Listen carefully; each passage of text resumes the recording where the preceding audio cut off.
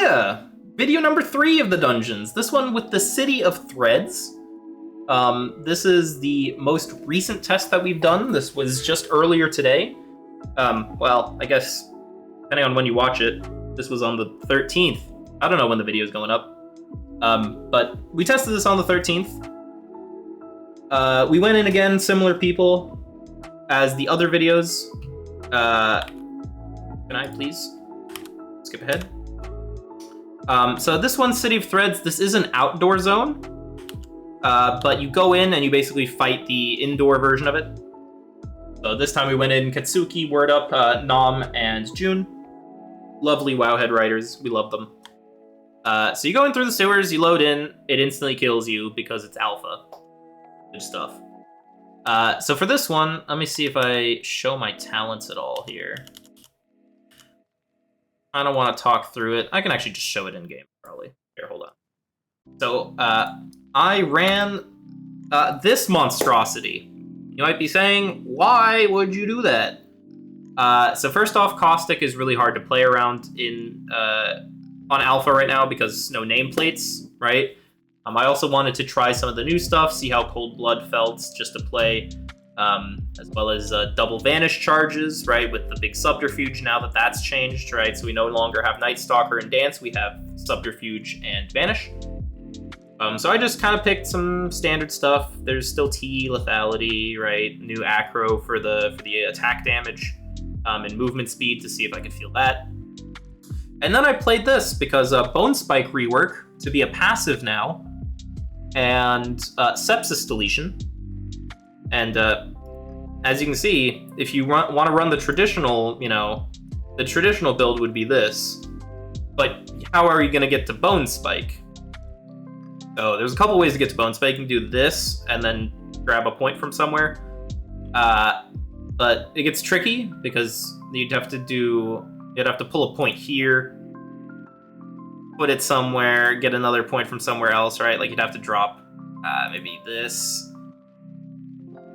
It's weird. It's weird, right? Like the pathing here is weird, and then Bone Spike being in this bottom 3 rows means you're kind of forced to pick something here. You could drop Arterial for Bone Spike. You could drop Kingsbane for Bone Spike. I decided to be classy with it, a little bit edgy. Drop Kingsbane. In general, we don't really need the single target for testing, at least. So I was perfectly happy just dropping the Kingsbane and just rolling with it. We also have this new talent. I didn't really play around it too much, but decided to have it anyways. Fatebound, still same tree, everything. Obviously the Cold Blood talent isn't implemented yet, so I just ran Destiny Defined instead. But this is what I ran in both of the dungeons, so good to go. Anyway, so we get in, and it's the city, the outdoor city. Now this was Caster Hell. That was kind of the first thing that we noticed. There's a lot of slows, a lot of roots, a lot of like webbings and stuff.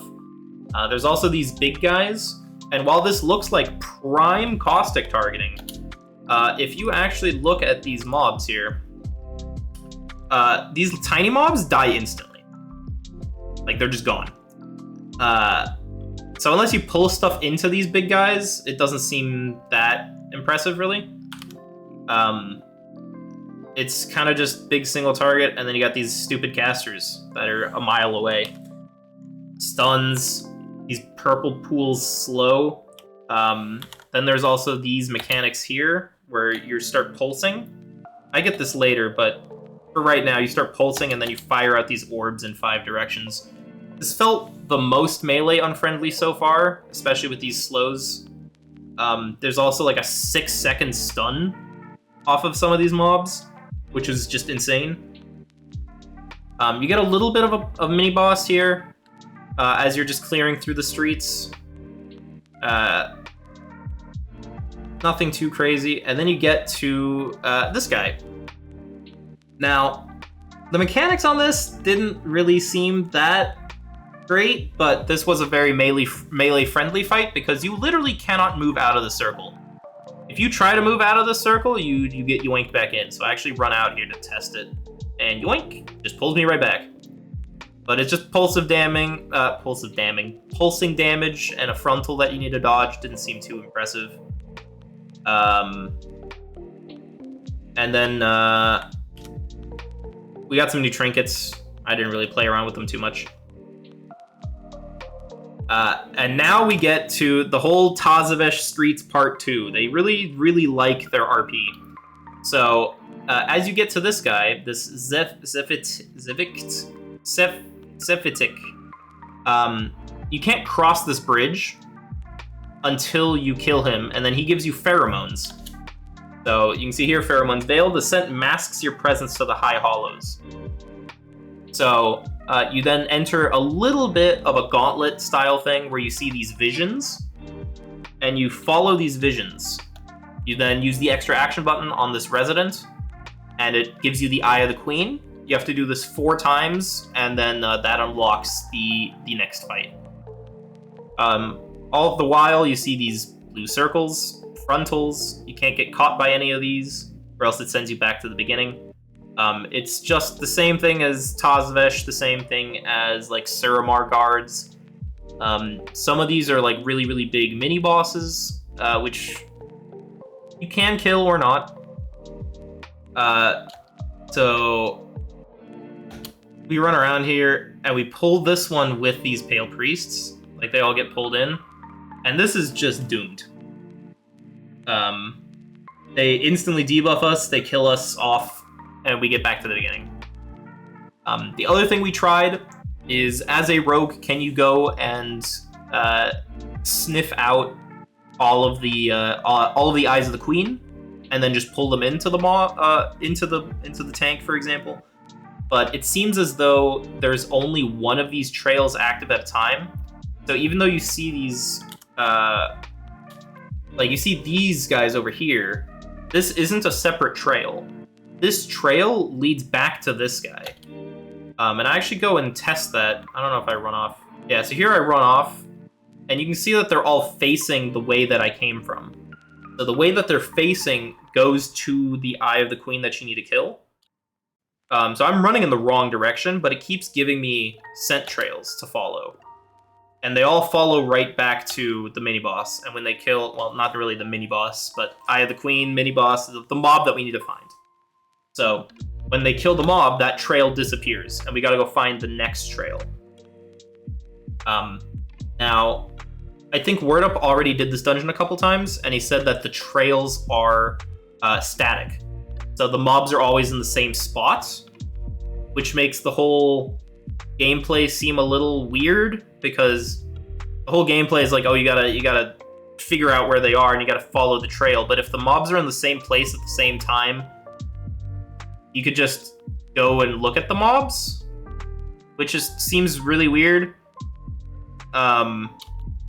So here's the next one. I don't really know if they're supposed to be random, and they're just not right now, just because of alpha. They were pretty annoying to deal with. Obviously, there's still a lot of casters, still a lot of garbage to deal with. And this last one really sucked. So if we go up the stairs to the right here, that's where the boss is. So ideally, you would open this cage up by getting the 4/4, but we don't have the 4th one. So the question is, where is the 4th one? We were already in this area, so it's not here. So we're just running around trying to find the last scent trail. And I'm not sure if this is bugged, or if we're just bad, or if we messed it up because there was 2 trails here. And we had to cross over, right? If you remember, if I go back a little, this trail was really long, right? So you'll see that we had this trail all in this area. This was the area we just got to, right? So there's this trail here, but this is facing the wrong way. So we followed the trail this way, went across the original bridge, traveled this way, killed this guy, and now we're back in that area, and the guy's just standing here. So it's the same area, but the trail was non-existent, probably because the trail before was really long. But then how do we know that this guy is here? The whole thing seemed really, really bugged. And I'm not really sure what the intent is, if they're supposed to be random, if we got unlucky, if it bugs. It's just very awkward, and it's just a time killer. You're just spending time out of combat. You're not doing anything. I mean, you're probably pulling mobs along the way in order to be efficient in Mythic Plus, but all in all, this was a huge waste of time. Then you see on the minimap here, there's a dot. We got to go talk to the guy. After finding all 4, he then goes and opens the door for us to the next boss. There's more RP here. We have to start the RP. And then we got these 2 guys. So this is 2 target fight. They're stacked. One is ice, the other is shadow. It didn't seem that impressive of a fight. There's a couple frontals, some stuff to dodge. So don't stand in circles. Wasn't anything crazy though. And this trinket is a book. Let me pull the trinket up again. I'm not sure if this is the final design intent, but I looked at this and I was just like, I'm not reading this. I used it a couple times since then. It's basically just an on-use that has like a recharge system, but it doesn't really work the way that it says it should work. I don't know if this is like just bugged or if this is the design intent, but there's a frost hit and a shadow hit. And if you use the on use, it does both at the same time, so it's like a big hit of damage, but I don't know how it's supposed to proc any of them. Very strange stuff. But all throughout this dungeon, I actually really appreciated the class changes in general. And I think that's really obvious when it comes to these pulls here. So after these, I start using my Vanish charges. Let me see if I can... I'm going to try and get rid of the bottom bar so you can see my cooldowns. Yeah. So you can see Vanish at the bottom here. And Nom just goes absolutely insane here. Nom just pulls everything. But may also slow this down, maybe. Obviously no nameplates, but this all felt really good. So you see here, I'm going to Rupture. Well, not there. But eventually I'm going to Rupture at some point. Hold, please. I want to actually show this off.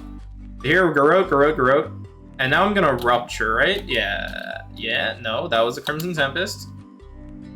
Again, without add-ons, this is very cringe. I don't have an action tracker, don't have details, don't have anything.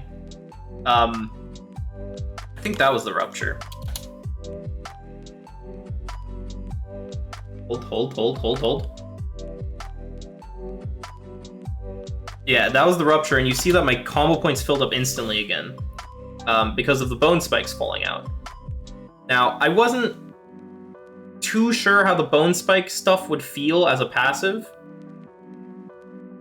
But it actually felt really good to go in with a Rupture, hit, your 3 targets with, hit the 3 targets with Carnage, and then Bone Spike fires off and you get all your combo points back. That was really, really nice, because I could just Garrote, Rupture, or Garrote, Rupture, Crimson Tempest, Garrote, Rupture, and Venom, right? You could just do 2 finishers in a row. It was like a pseudo marked for death effect. So it was really, really, it felt really smooth to me, especially with the double Vanish charges. There's definitely pulls as of now that didn't feel like I would need to use a Vanish charge. And so having the ability to stock up on charges and use them when I wanted to, the control of that felt a lot better than having Dance and Vanish and just feeling like if you're not using them, you're not using them. You know what I mean?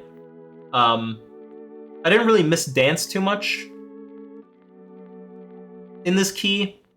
It definitely felt like when I needed Vanish, I had Vanish. So here you see again, I'm gonna Rupture. Get my combo points back, Crimson Tempest. All good. Is this 1x speed? Probably, right? Yeah. I'll 1.5 it as we continue talking. So in general, I really like the baseline class changes. I do think that, like, obviously 2-minute cooldown on Vanish, you aren't technically getting more Vanishes, you're just getting another charge, right? So you still have the same amount of Vanishes if you were to use them on cooldown, which does technically hurt our ability to, like, use Vanishes and dances for stealth effects.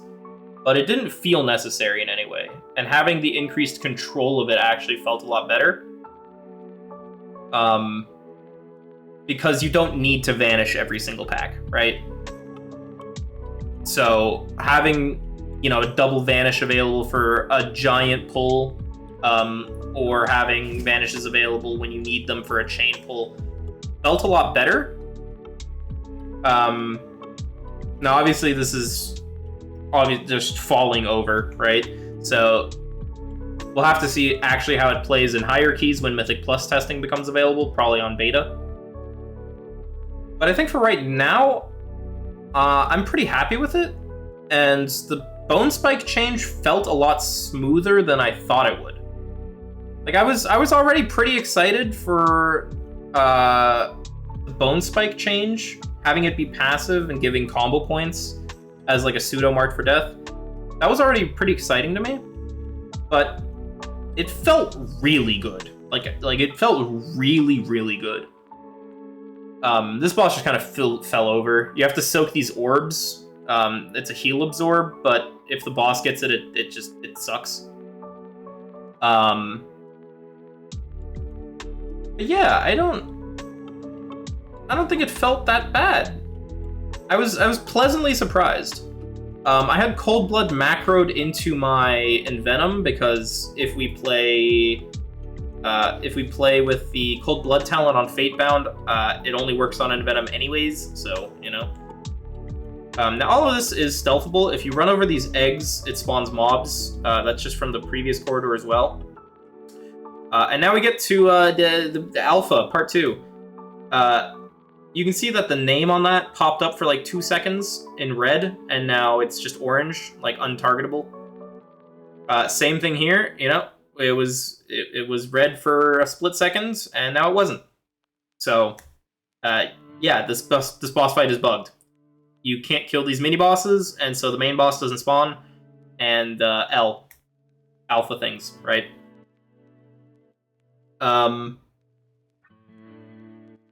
But yeah, I think in general, this was probably one of the worst dungeons that I've tested in a while. All of the slows, all of the puddles, all of the like AoE melee effects and stuff, it just wasn't it. The bosses felt okay, but the trash was horrid, and the going through the streets on that little gauntlet thing also sucked. Hated it. Hopefully it's just alpha things and they fix it and it's not as cringe as it felt on alpha, but what can you do? Anyways, one more dungeon, and then I think next week there's the last dungeons. I'll be testing those as well, hopefully. But for now, let me know what you think. Do you hate not having dance? I know a lot of people were complaining about dance. In general, I think the rotation felt a lot smoother, actually. Especially, you know, double vanish, having 6 seconds of improved Garrote, 6 seconds of Carnage, it all lined up very nicely. The 6 seconds of improved Garrote especially felt incredible. So, yeah. Bye.